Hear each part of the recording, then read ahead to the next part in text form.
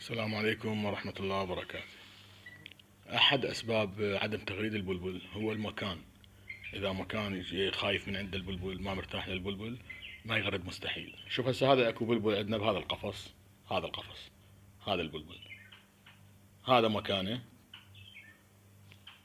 هذا المكان ما مرتاح له، هو هسه 100% ما يغرد. شوف هسه أنا راح أغير مكانه، راح أنقله مجرد هنا أخليه بالمسمار. شوف ايش قد راح يختلف أداءه.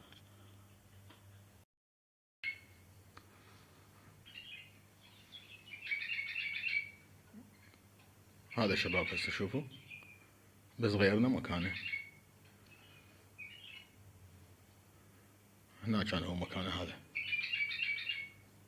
شلناه من الأرض خليناه فوق. بدأ هسه يسمع البلابل، بدأ يجاوب.